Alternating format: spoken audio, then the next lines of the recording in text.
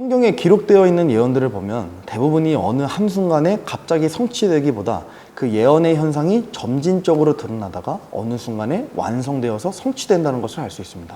특히 마지막 때의 위험한 징조들은 환난기에서 성취되는 것 또 완성되는 것이 굉장히 많이 있습니다. 더 구체적인 제가 예를 들어보자면 동성애나 절제하지 못하는 것이나 또는 쾌락을 추구하는 일들, 또 사랑이 식어가는 이러한 일들이 환난 시대가 도래하면 갑작스럽게 세상에 발현되는 것이 아니라 그 전부터 점진적으로 드러나다가 환난기에는 그것의 극단의 모습이 세상에 자리 잡게 된다는 의미입니다. 그 중에 하나가 바로 짐승의 표라 불리는 적그리스도의 표입니다. 사람들의 여러 견해와 추측이 난무하는 이 짐승의 표는 생각보다 성경에서는 명확하게 기록되어 있습니다. 그럼에도 짐승의 표를 특정 물건으로만 이해하려 하기 때문에 여러 오해가 생기는 것 같습니다. 짐승의 표의 본질은 무엇이냐가 아니라 어떤 목적을 갖고 있냐, 이것이 더 중요하다고 생각됩니다. 한번 생각해 보세요. 환난기의 적그리스도는 그 멸망의 표를 세상 사람들에게 어떻게든 받게 할 것입니다. 하지만 무력으로나 권력으로 하는 것보다 하나님의 모습을 흉내내는 자이기 때문에 사람들이 자발적으로 받게끔 하는 것을 1순위 원칙으로 두고 또 계획할 것입니다. 실제로 짐승의 표를 받게 하다라는 부분을 원어적으로 살펴보면 그들이 그들 자신에게 스스로 주다라는 뜻을 내포하고 있기도 합니다. 또 그렇게 해야만 적그리스도가 가장 원하는 것을 성취할 수 있기 때문이죠. 그것은 본인이 예배, 경배받는 것입니다. 자, 그렇다면 가뜩이나 사회가 통제받고 사랑이 식은 그 환난기에는 아무리 훌륭하고 인자한 왕이 나타난다 하더라도 지난 인류 역사상 한 번도 보지도 듣지도 못한 시스템을 제안하면서 사람들에게 칩을 심으려고 한다면 누구도 받지 않겠죠. 따라서 그것의 밑작업으로 지금 이 세대에서 사탄이 공중의 권세를 잡고 불법의 일들을 다양하게 행하면서 인류가 결국 환난기에서 적그리스도의 표를 자연스럽게 수용하고 또 스스로 받을 수 있도록 사회의 분위기를 조성하고 있을 것입니다. 아까도 말씀드린 것처럼 많은 사람들이 초점을 잘못 맞추는 것 중에 하나가 과연 짐승의 표는 무엇이냐, 어떠한 것이냐는 겁니다. 사실 짐승의 표는 어떠한 것이냐가 중요한 것이 아니라 어떠한 시스템인지가 중요하다고 생각됩니다. 요한계시록 13장 말씀 보시면요, 그가 모든 자, 곧 작은 자나 큰 자나 부유한 자나 가난한 자나 자유로운 자나 매인 자에게 그들의 오른손 안에나 이마 안에 표를 받게 하고 그 표나 그 짐승의 이름이나 그의 이름의 수를 가진 자 외에는 아무도 사거나 팔지 못하게 하더라. 여기에 지혜가 있으니 지각이 있는 자는 그 짐승의 수를 세어볼지니라. 그것은 어떤 사람의 수요, 그의 수는 666이니라. 666, 이것은 일반적인 사람의 수가 아닙니다. 영어로 보면 number of a man으로 부정관사 A가 붙으면서 어떤 사람의 수로 이해해야 합니다. 당연히 그 어떤 사람의 수는 우리가 잘 알고 있는 것처럼 짐승이라 불리는 적그리스도입니다. 이 적그리스도는 환난기 후반 3년 반 기간 동안 사탄으로부터 큰 권능을 받아 여러 능력 있는 일들을 행하는데 그 중에 하나가 세계를 하나로 묶는 것입니다.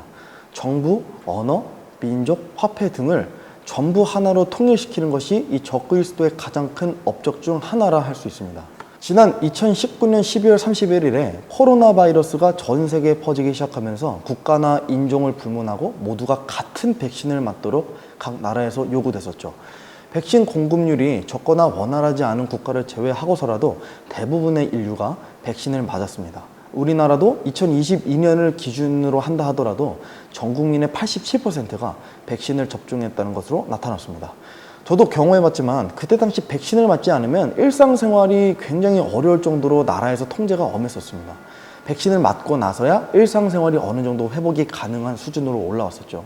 심지어 백신을 맞고 안전하게 되니까 사람들은 백신에 대한 신뢰도를 또 갖게 되었습니다. 지난 6월입니다. 미국 질병통제예방센터, 이제 일명 CDC라고 불리는 이 기관의 전 국장은 조류독감 팬데믹을 경고한 바가 있어요. 그는 조류독감 팬데믹은 언제 발생할 것인가의 문제일 뿐 실제로 발생하는 것은 시간의 문제이다 라고 세계에 경고하고 있습니다. 코로나의 사망률은 0.6%에 그쳤죠. 근데 이 조류독감 팬데믹이 발생하면 최소 25%에서 최대 50% 사이의 사망률일 것이라며 코로나와는 비교할 수 없을 만큼 더 위험한 팬데믹이 발생할 것을 예고하고 있습니다. 심지어 전문가들은 이미 백신으로 대응할 방법에 대한 데이터도 어느 정도 연구와 분석이 된 상태라고 합니다. 흥미로운 사실은 조류독감 바이러스를 코로나 팬데믹과 비교하고 있다는 사실이에요. 물론 비교적 가장 최근에 발생한 팬데믹이라는 것을 감안하더라도 코로나19의 비슷한 형태이지만 사망률은 더 높다는 형태로 또 이렇게 비교되고 있는 것은 좀 흥미로운 것 같습니다. 저는 음모론자가 아닙니다. 따라서 코로나 바이러스나 앞으로 인류를 위협할 여러 형태의 바이러스들이 적그리스도의 작품이라든가 또는 어떤 보이지 않는 그런 어둠의 세력들의 작품이라든가 하는 말을 주장하고 싶은 게 아닙니다. 다만 확정할 수 없는 어떠한 이유들로 사람들이 면역력을 갖고 있지 않은 이런 질병들이 이렇게 전 세계적으로 퍼져서 이미 코로나 바이러스라는 팬데믹이 한번 발생되었었고, 또 앞으로도 이런 바이러스들로 인해서 또 여러 팬데믹이 발생될 여지도 보이고 있는데, 인류는 코로나로 인해 한번 통제를 받았었고 인종 불문 같은 백신들을 맞으면서 일상생활을 유지했기 때문에 이미 백신에 대해 거부감이 많이 없어진 상태입니다. 물론 절대적인 신뢰도까지는 아니더라도 일상생활을 하려면 백신을 맞아야만 하기 때문에 백신을 쉽게 거부하기는 어려운 분위기가 세계에 조성된 것 같습니다. 제가 말씀드리고 싶은 것은 사탄은 모든 수단을 동원해서 인류를 집어삼킬 것이기 때문에 이러한 기회들을 절대 놓치지 않는다는 거예요. 팬데믹으로 인해 개인의 자유가 침해되고 감시 통제 사회가 형성되면서 사람들은 점점 이런 체제에 익숙해질 것입니다. 이러한 모든 사탄의 밑작업은 환난기의 멸망의 아들 그 적그리스도의 또 원활한 통치를 위함이고, 하나의 단일 정부 속에서 온 세계 사람들을 통제하기 위해 필요한 밑작업일 확률이 매우 높습니다. 이처럼 인류는 이러한 팬데믹들로 백신을 맞도록 요구되는 분위기가 점점 쌓이면 쌓일수록 마침내 환난기에 그 적그리스도가 등장해서 인류에게 제시하는 그 짐승의 표를 받아들이기가 수월해질 것으로 저는 보고 있습니다. 한번 생각해 보세요. 80억 명이 되는 인구를 한 정부에서 통치하려면 그들이 언제 어디서 무엇을 하는지 일거수일투족을 감시해야만 합니다. 그렇게 하려면 세계 모든 사람이 인터넷 네트워크에 연결이 돼 있어야만 해요. 심지어 네트워크도 여러 네트워크가 아니라 하나의 단일적인 네트워크로만 연결이 돼 있어야 합니다. 즉 사람의 현재 상태, 신원, 위치, 금융정보, 건강상태 등을 24시간 체크할 수 있는 어떠한 것을 받게끔 할 가능성이 매우 높아 보이죠. 그러려면 우선적으로 우주적 범위에 빠른 인터넷이 있어야 하고, 사람들이 받는 그 어떤 것도 무선 인터넷으로 접속이 가능한 수준이 되어야만 합니다. 그래서 그런 모든 것이 절묘하게 딱 맞아떨어진다면 그것이 환난기의 적그리스도 표, 곧 짐승의 표라고 우리가 추측해 볼 수는 있습니다. 서두에 말씀드린 것처럼 짐승의 표를 인지할 때 중요하게 봐야 될 것은 어떠한 물질이 아니라 그것이 가지는 속성 그 자체입니다. 왜 적그리스도는 굳이 그 짐승의 표를 만들어서 사람들에게 받게 하는가? 이 질문이 우리가 적그리스도의 표의 본질을 이해하는데 가장 중요한 질문이라고 생각합니다. 과거의 바코드부터 QR코드나 RFID 방식의 베리칩이 환난기에서 적그리스도가 세상을 통제할 짐승의 표로 화두가 늘 되어 왔습니다. 그래서 이것을 맞으면 된다 안 된다 하는 이런 찬반 여론이 신자들 사이에서 많이 뜨거웠었죠. 결론부터 말씀드리면 원리적으로 환난 전의 베리칩은 짐승의 표가 절대 될 수 없습니다. 구원받은 사람이라면 환난기 전에 휴거를 받을 것이기 때문에 받아도 큰 문제가 없다고 생각합니다. 더구나 현재는 은혜의 시대이니까요. 다만 구원받지 않은 사람이 지금 베리칩을 받게 되면 나중에 더 쉽게 짐승의 표를 받거나, 또 그것이 정말 환난기에서 짐승의 표의 역할을 하게 될 기능을 염두한다면 그때 가서 취소할 수 없기 때문에 더욱더 조심스러운 부분은 있을 것이라고 생각합니다. 어찌되었던 성경의 예언과 그 교리에 따라서 휴거 전에 어떠한 칩이나 도구는 결코 짐승의 표가 될 수 없습니다. 더 정확히는 적그리스도가 명확히 드러날 때까지 무엇도 짐승의 표라 얘기할 수 없겠습니다. 아까 읽은 요한계시록 13장입니다. 우리가 이 예언에 따르면 적그리스도가 그 표를 만들어서 사람들에게 받게 하는 가장 큰 목적은 경제활동을 통제하기 위함입니다. 사람이 기본적으로 살아가는데 해결해야 하는 의식주는 경제활동이 가능해야 해결이 되기 때문에 사고 파는 행위를 통제할 수만 있다면 온 세계를 쥐고 흔드는 건 문제가 아니죠. 성경의 역사적으로는 이미 아담의 때부터 거래라는 것이 존재하기 시작했고, 아브라함 때는 화폐라는 것이 실존했습니다. 때문에 사람들이 사고 파는 것을 하지 못하고 또 그것에 통제를 당한다면 사람은 생명의 위협을 느끼게 되어 있습니다. 더 나아가서 마지막 때는 디모데후서 3장 말씀에 따라 절제하지 못하는 세대입니다. 사람들이 소비하는 것에 중독이 되어 있고 무엇을 사는 것으로 인해 많은 도파민이 발생되어 쾌락으로까지 나타나게 되는 때입니다. 그러니까 이 현상이 환난기에는 더욱 증폭될 것이고, 자연스럽게 너나 나나 할 것 없이 적그리스도표, 곧 짐승의 표를 앞다투어 받게 될 것입니다. 심지어 이 짐승의 표는 소비를 더욱더 간단하고 편리하게 만들 것으로 저는 보고 있습니다. 요즘 대기업들이 주도하는 이 기업 트렌드의 방식을 보면 오류를 예방하는 것보다 혁신의 속도와 민첩성을 더 강조하고 있습니다. 대표적으로 넷플릭스가 그것에 굉장히 잘하죠. 이 말은 앞으로 세대가 흐르면 흐를수록 정확한 정보보다 속도를 더욱더 중요하게 여기는 세대로 진화할 것이라는 증거가 될 수도 있습니다. 소비 수준은 점점 더 상승하고 있기 때문에 큰 변화가 없는 한 사람들의 소비 패턴은 크게 달라지지 않고 오히려 증폭될 것으로 저는 보고 있는데요. 지금도 보면 온라인상의 결제 시스템이 무척 간편하고 빠르게 처리되고 있어요. 오프라인도 예외가 아니죠. 몇 년 전 단순 교통카드 이상으로 비접촉식 카드들이 등장하면서 굉장히 많은 인기가 있습니다. 2023년에는 이것보다 더욱 혁신적인 기술을 아마존에서 개발하고 또 발표했죠. 바로 아마존 원이라는 손바닥 결제 시스템입니다. 이 손바닥 결제 시스템은 지문 인식과 다르게 비접촉식 생체 인증을 통한 결제 방식이라서 사람의 손바닥 주름이나 정맥의 형태 등을 측정해서 결제하는 방식입니다. 이미 미국에서는 많이 확산되어서 굉장히 많이 실용되고 있습니다. 이것의 가장 큰 장점은 속도에 있습니다. 일반적인 신용카드는 우리가 카드를 긁게 되면 2초에서 최대 4초까지 이 시간이 소요되는 반면에 이 아마존 원, 이 손바닥을 이용하는 비접촉식 결제 시스템을 이용하면 1초 만에 모든 결제와 지불이 완료된다고 합니다. 이러한 결제 방식이 짐승의 표랑 직접적인 연관이 있다기보다는요, 결제 방식이 매우 빨라지고 생체 인증을 통해 결제한다는 것이 짐승의 표랑 연관이 있습니다. 현금 사용을 없애려고 하는 이 시도와도 연관이 있다면 있을 수 있겠죠. 아까도 말씀드린 것처럼 짐승의 표는 경제 활동을 통제하는 시스템이에요. 그렇기 때문에 추적이 되지 않는 현금의 사용은 시간이 지나면 지날수록 점진적으로 금지되어 갈 수밖에 없습니다. 이미 많은 국가와 지자체에서 이 현금 사용을 없애려는 그런 시도들이 굉장히 많이 일어나고 있습니다. 여기서 짐승의 표의 두 번째 특징을 볼 수 있는데요. 그것은 바로 짐승의 표를 받는 위치입니다.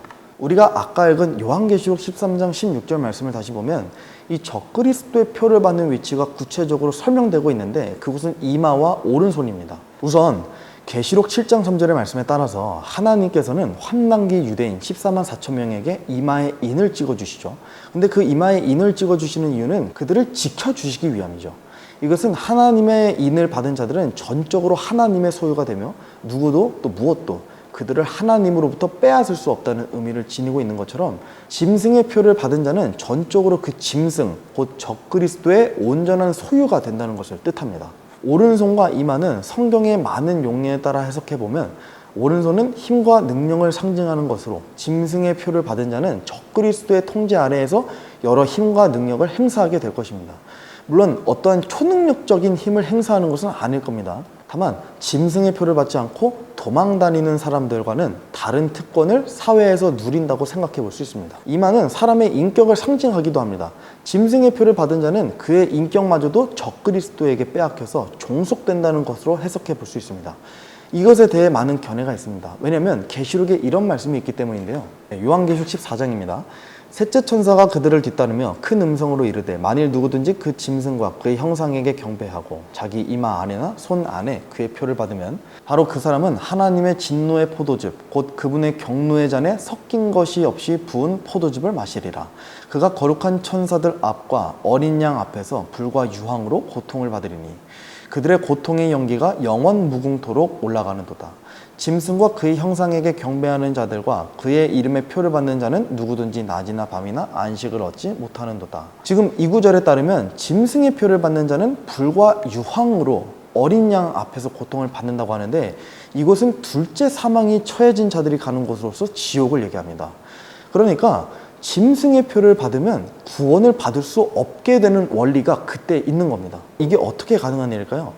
짐승의 표를 받더라도 우리가 후에 회개해서 예수님을 구원자로 믿고 적그리스도를 숭배하지 않고 예를 들어 도망 다닌다거나 유대인들을 챙긴다거나 끝까지 버티면서 천년 왕국을 기다린다거나 이렇게 하면 그들도 구원받을 수 있지 않을까라고 생각할 수 있지만 성경에서는 지금 그것이 엄연히 불가능하다고 기록되어 있습니다. 환난기에서는 믿음과 믿음의 행위가 있어야 합니다.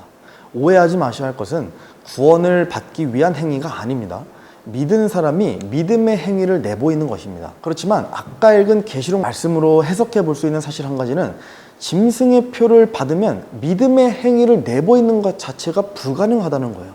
다시 말해서 예수님을 믿는 것 자체가 불가능해지는 겁니다. 사람의 모든 부분은 뇌가 조종합니다. 바꿔 말하면 뇌를 컨트롤할 수만 있다면 그 사람의 모든 것을 조종할 수 있게 된다는 의미입니다. 만약 그런 기술이 가능하다면 사람들이 생각의 통제를 당하기 때문에 믿고 싶은 것, 보고 싶은 것, 또는 듣고 싶은 것, 말하고 싶은 것, 또는 행하고자 하는 것까지도 모든 영역에서 통제를 당하게 될 것입니다.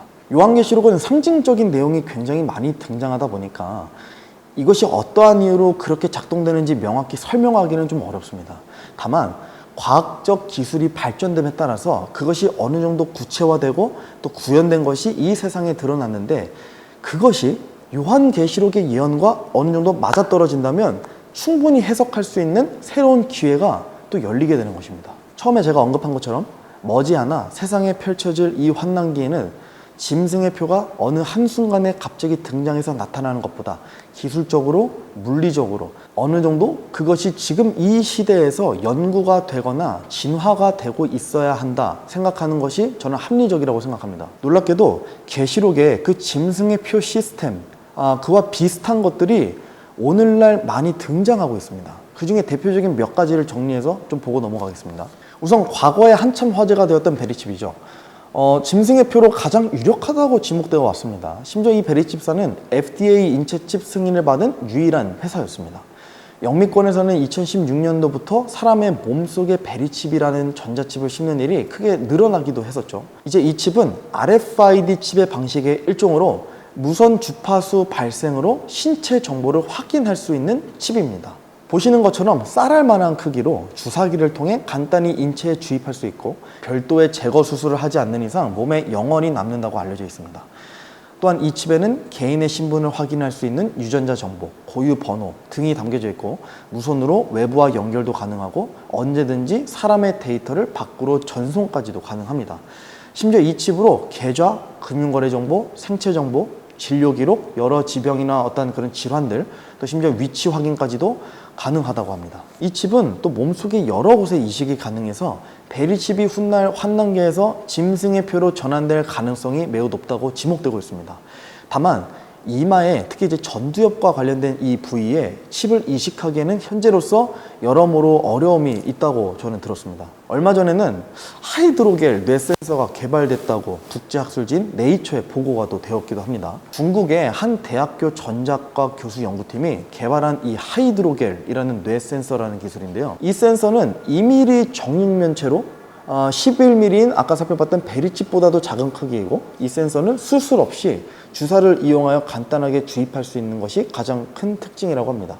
쥐와 또 돼지의 그 뇌에 센서를 주입해서 실험은 이미 끝난 상태라고도 합니다. 제가 주목했던 것은 이 칩이 뇌에 초음파를 쏴서 뇌의 상태를 직접적으로 진단한다는 것인데요. 베리칩은 강도가 어느 정도 있는 물체이다 보니까 이마에 삽입하는 것이 생각보다 난제라는 연구가 있었던 반면에 이 하이드로겔 뇌 센서는 젤 형태예요.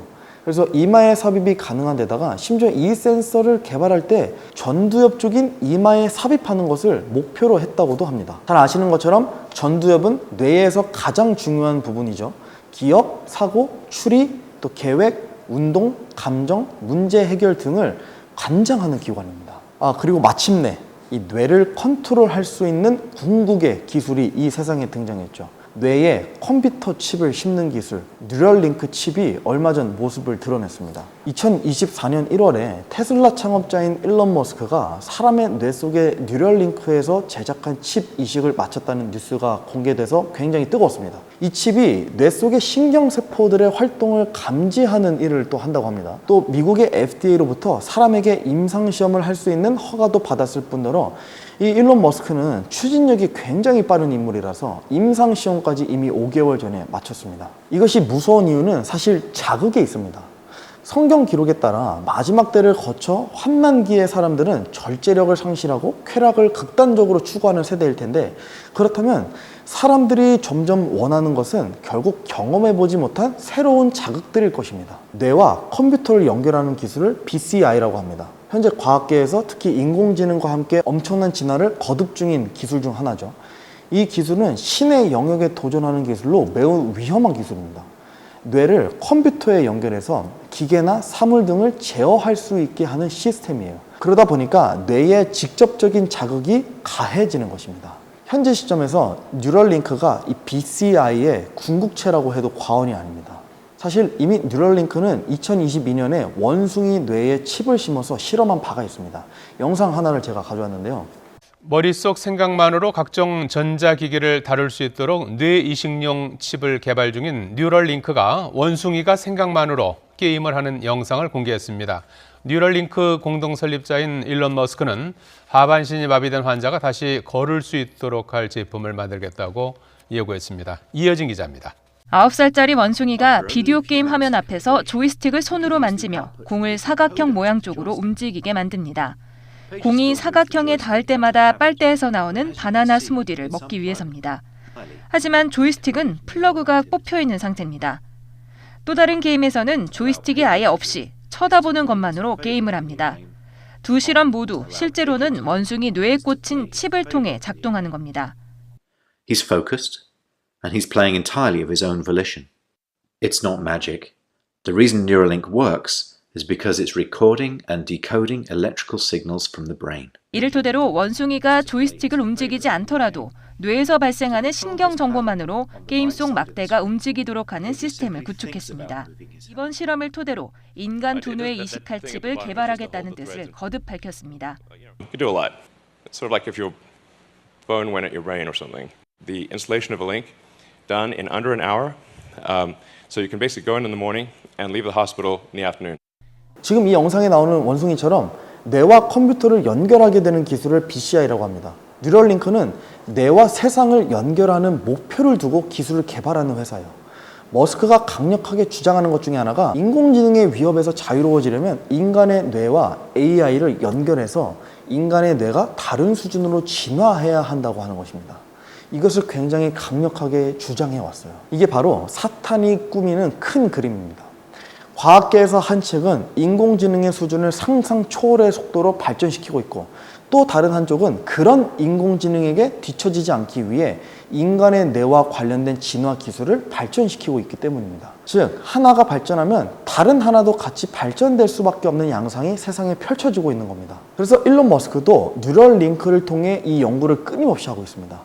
마비 환자에게 칩을 심어서 바로 걷게끔 한 연구도 이미 결과로 기술력이 입증되었죠. 또한 일론 머스크는 뉴럴링크를 통해 사람들이 자신의 기억을 인터넷에 백업하고 저장하고 심지어 언제든지 다운하는 것까지의 수준을 염두하고 있기 때문에 BCI의 최종 진화 형태는 컴퓨터나 핸드폰 자체가 뇌랑 융합이 된 모습일 것입니다. 그러면 스마트폰이나 컴퓨터가 해킹이 가능하듯이 이 뇌랑 칩이 융합된 하이브리드 브레인을 가진 사람 또한 그 존재 자체가 해킹될 여지가 분명히 있습니다. 아까도 영상에서 본 것처럼 컴퓨터와 뇌를 연결해주는 칩을 이식한 사람이 걷게 된 이 메커니즘을 우리가 역으로 작동시키게 된다고 한번 생각해 보세요. 그러면 뇌에 칩을 심은 사람을 컴퓨터로 조작해서 그 사람이 무언가를 행하게끔 명령하거나 통제하는 것도 가능하게 됩니다.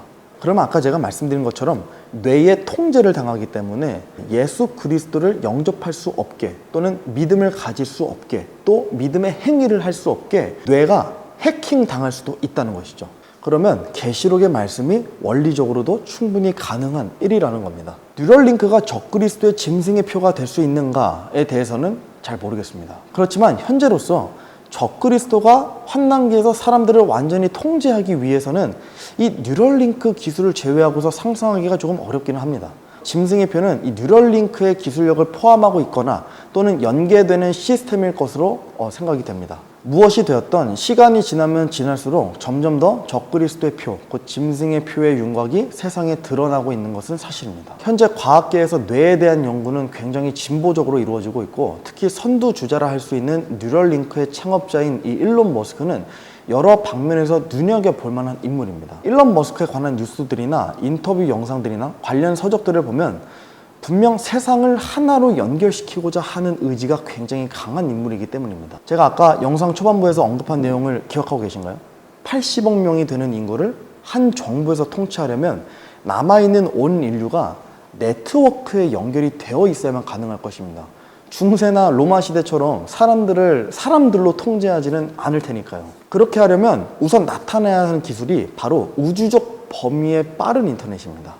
단순히 집에서 쓰는 속도나 그 정도 범위의 네트워크가 아니라 전 세계를 하나로 관리할 수 있는 우주적 범위의 인터넷이 필요할 것입니다. 그리고 이것을 일론 머스크가 만들었었죠. 이 스타링크라는 우주 인터넷 서비스를 일론 머스크가 만들어서 수천 개를 지구 저궤도에 배치하여 구축했는데, 이것을 구축한 최우선적 목적은 인터넷이 연결되지 않는 오지의 사람들을 위한 것이라고 합니다. 그래서 세상 어디에 있던 스타링크를 통해 인터넷 네트워크에 접속이 가능해진 거예요. 오지에 있는 사람들도 인터넷 네트워크에 연결이 가능하다면 그 외의 사람들이 네트워크에 연결되는 것은 절대 어려운 문제가 아닙니다. 그렇게 되면 온 세계가 하나의 네트워크에 연결이 되는 것입니다. 그래서 정리해서 말씀드리면 적그리스도가 세계를 통합하고 세계 모든 사람을 컨트롤하려면 사실 무엇보다 인터넷이 필수입니다. 인터넷이 원활하지 않거나 인터넷 접속이 어려운 나라나 또 사람들이 있다면 그 사람들은 적그리스도가 통제할 수 있는 법이 밖에 있기 때문에 예외가 생겨서는 안 됩니다.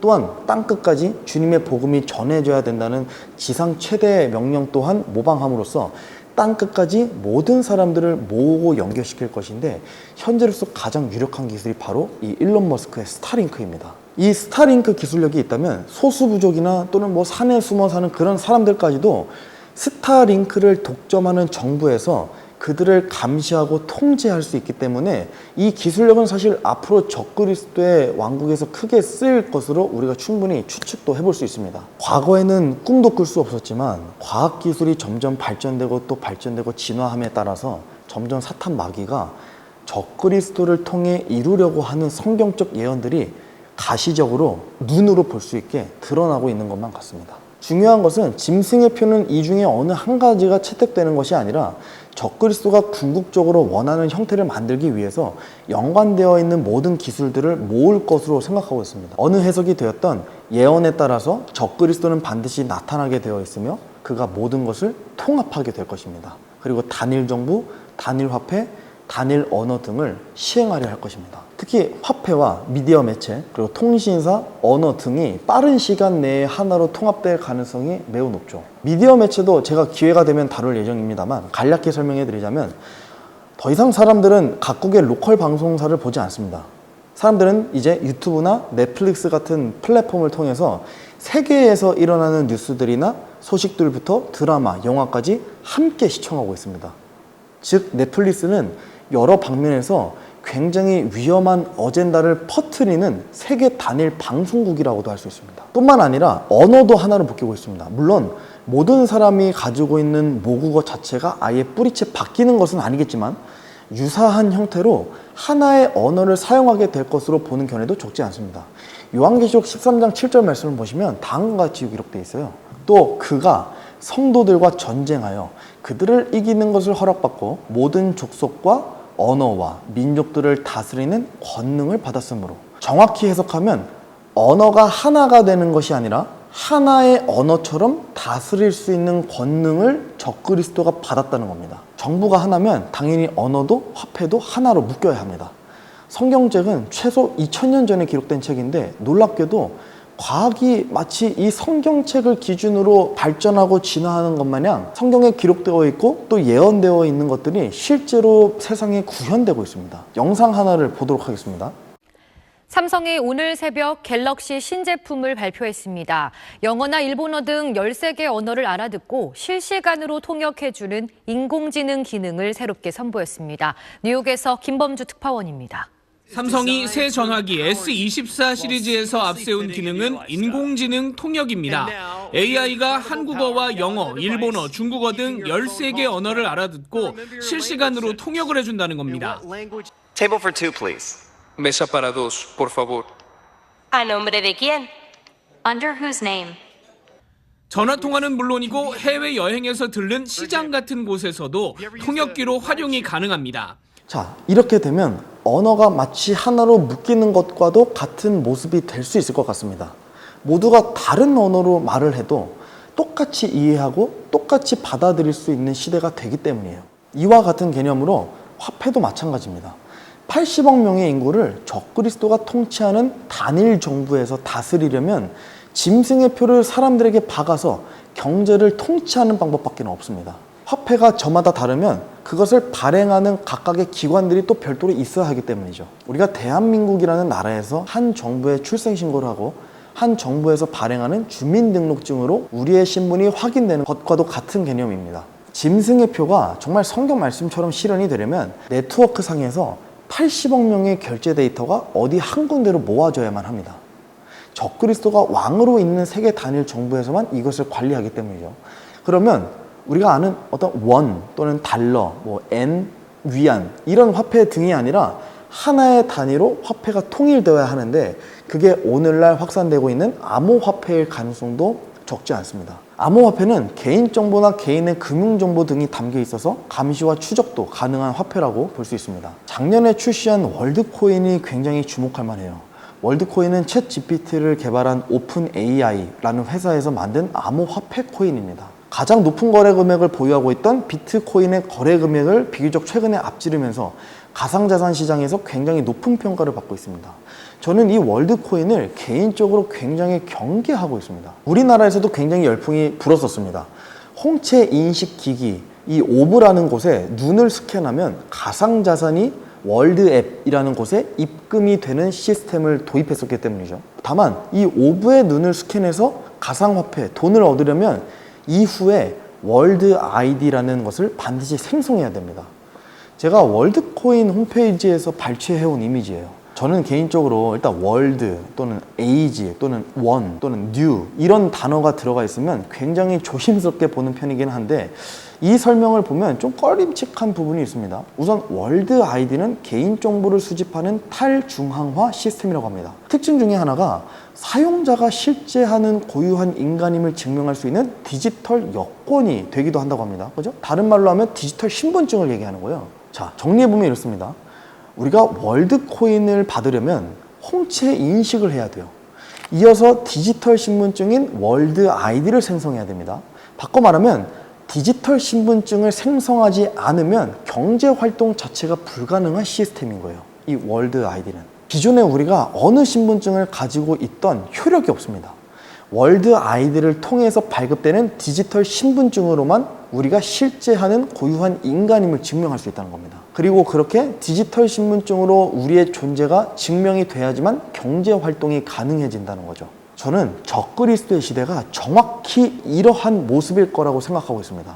환난기에서 새롭게 나타난 단일 정부에서 발급하는 새로운 신분증으로 신원 확인이 이루어질 것 같습니다. 어쨌든 이렇게 월드코인으로 가상자산이 쌓이면 이것을 오프라인에서도 활용할 수 있게 되는데 어떠한 실물카드나 또는 핸드폰이 아니라 아까도 우리가 살펴봤던 것처럼 무선 데이터 연결이 가능한 생체 칩으로 결제하게 될 가능성이 매우 높습니다. 이들이 또한 추구하는 최종적인 목표물이 그러하고요. 또한 이들의 어젠다나 이 오브라고 불리는 홍채 인식기의 모양이나 또는 전시안의 로고가 있는 배너 등의 모습들이 여러 방면에서 환난기에 있을 그 적그리스도의 정부에서 사용할 화폐의 전조 현상으로 보이는 것도 사실입니다.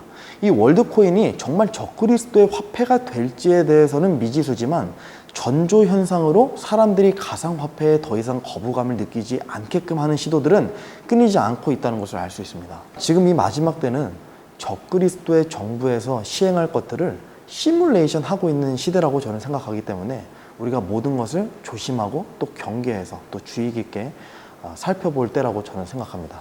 제가 많은 것들을 말씀드렸지만 무엇 하나도 적그리스도의 상징이라 주장할 수 없습니다. 무엇보다 아직 멸망의 아들인 적그리스도가 등장하지 않았기 때문이고 지금은 베리칩을 받아도 또는 가상화폐를 사용하지 않더라도 우리의 경제활동에는 아무런 문제가 없습니다. 아직 은혜가 거두어지지 않은 시대이고 또 교회가 휴거되지 않은 시대이기 때문에 환난기 시대가 더더욱 아니기 때문이죠. 다만 앞서 말씀드린 것처럼 계시록에 예언되어 있는 것들이 가시적으로 드러나고 과학의 발전으로 이런 예언되어 있는 내용들이 정말 우연이라 하기에는 정말 소름 돋게 세상의 구현됨에 따라서 예수님께서 말씀하신 그 약속, 곧 자신을 믿는 자들을 데리러 오신다는 이 사실 또한 반드시 성취될 것을 우리가 다시 한번 상기하고 어느 시대보다 더더욱 정신을 차리고 살아야 할 줄로 저는 믿습니다. 이제는 모든 것들이 극단으로 향해 가면서 서서히 그 정체들을 드러내고 있습니다. 믿는 크리스천들은 이런 세상에 일어나는 전조 현상을 보면 볼수록 더욱더 깨어서 정신을 차리고 죽어가는 혼들에게 복음을 전해서 하나님께 인도하고 모든 것을 시험하고 경계해서 이 세상을 조심히 살아야 할 줄로 믿고 있습니다. 제가 끝으로 성경 구절 하나 읽겠습니다. 요한계시록 22장 20절에서 21절 말씀입니다. 이것을 증언하시는 분께서 이르시되 내가 반드시 속히 오리라 하시는도다. 아멘. 주 예수님이여 과연 그와 같이 오시옵소서. 우리 주 예수 그리스도의 은혜가 너희 모두와 함께 있기를 원하노라. 아멘.